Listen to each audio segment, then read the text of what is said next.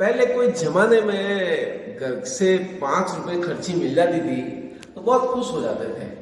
और उस 5 रुपए में साइकिल भी 1 घंटा चला लेते थे, कुछ गोली बिस्किट भी खा लेते थे और मजा आ जाता था, खूब एंजॉय हो जाता था। और आज वर्तमान समय की अगर बात करें तो बच्चों को अगर 50 रुपए या 100 रुपए दे तो बोलते हैं यार 100 रुपए से क्या होता है। अरे भाई 100 रुपए से क्या होता है कि 100 रुपए में तो कुछ नहीं आता। एक वो पिज्जा बर्गर जो लेने जाओ उसके भी 200-250 रुपए लगते हैं। तो साथियों 500 रुपए अगर आज आपको दो बच्चों को तो उनको लगता है हाँ कुछ आज हमारा कुछ थोड़ा बहुत काम हुआ है।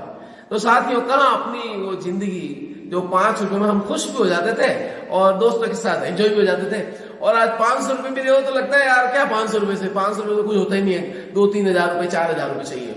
तो साथियों ये बड़ा दयनीय विषय है कि महंगाई का अगर देखें तो ये सब क्या है, ये महंगाई है। उस समय छोटे से पैसों से काम हो जाता था और आज बहुत बड़ा पैसा चाहिए उसी काम को करने के लिए।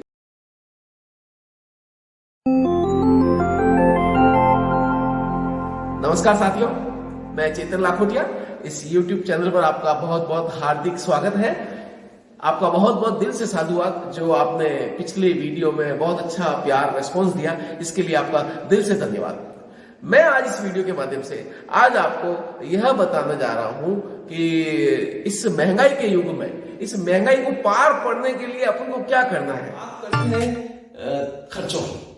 मुख्यतः 3 ऐसे मेन खर्चे होते हैं जो इंसान के लिए जरूरी है। नंबर 1 कि जो रूटीन की आवश्यकताओं की उनकी पूर्ति के लिए जो खर्चे हैं, दैनिक आवश्यकताओं की पूर्ति का खर्चा है। नंबर 2 मेडिकल का खर्चा। नंबर 3 शिक्षा का खर्चा जो सबसे ज्यादा है। तो साथियों ये 3 खर्चे इंसान की पूरी जिंदगी में चलते रहते हैं। तो इन 3 खर्चों में पहले क्या होता था पुराने जमाने में, जैसे अपने रूटीन की आवश्यकताओं की पूर्ति के लिए 50 रुपए 60 रुपए में लगभग घर के पूरे दिन भर के जो भी रूटीन में काम आने वाली चीजें हैं, साग सब्जी दूध फ्रूट सब आ जाते थे। लेकिन साथियों आज 500 रुपए में भी नहीं आता साग सब्जी फ्रूट और रूटीन के जो रोज का खर्चा है वो 500 रुपए भी पूरा नहीं होता है। दूसरा मेडिकल जो है, पहले ये होता था कि पूरे साल भर में कोई 5-7 हजार 10 हजार रुपए मेडिकल का खर्चा होता था। लेकिन आज साथियों अनएक्सपेक्टेड है, अगर कोई बड़ी बीमारी नहीं हो तो भी मेडिकल का खर्चा साल का 40-50 हजार रुपए हो ही जाता है। तीसरा एजुकेशन। पहले ये जमाने में अपन ये समझ लो पूरे 1 साल में 5,000 रुपए में पढ़ जाते थे, और हो सकता है कई बार 5,000 में परिवार के 2 मेंबर भी पढ़ लेते थे। और आज साथियों शिक्षा इतनी महंगी हो गई है जो 50,000 रुपए भी अगर मैं निपट जाऊं तो बहुत बड़ी बात है। साल का 50,000 से भी काम नहीं चलता। तो यानी बहुत ज्यादा खर्चा शिक्षा का बढ़ गया है, मेडिकल का बढ़ गया है, रूटीन की आवश्यकताओं का खर्चा बढ़ गया है। ये 3 चीजों का खर्चा बढ़ गया है। तो इनके लिए क्या किया जाए, ऐसा क्या काम करें कि इन तीनों खर्चों को मीट आउट करके भी अपना लाइफ स्टाइल भी बढ़िया हो जाए और अपना काम भी अच्छा हो जाए। तो साथियों आइए अपन बात करते हैं इन 3 खर्चों को मीट आउट करने के लिए अपन को करना क्या है। मैं आपको ये बताऊं कि ये खर्चे तो एज इट इज रहेंगे, खर्चे कभी भी कम नहीं होंगे। साथियों ये बात नोट करके रखना, खर्चों को मीट आउट कैसे करना है, खर्चों को पूरा कैसा करना है, अपन को ये व्यवस्था करनी है। खर्चे डे बाय डे बढ़ेंगे तो पहला काम अपन को क्या करना है, एक टर्म इंश्योरेंस लेना है। मैं एक ऐसे आदमी की एग्जाम्पल की बात करता हूं जिसकी इनकम करीब करीब 5-7 लाख रुपए है। तो साथियों एक आदमी को एक टर्म इंश्योरेंस ले लेना चाहिए, ठीक है। वो करीब करीब उसकी इनकम का 20 गुना है तो वो ले लेना चाहिए। नंबर 2 स्वास्थ्य बीमा ले लेना चाहिए।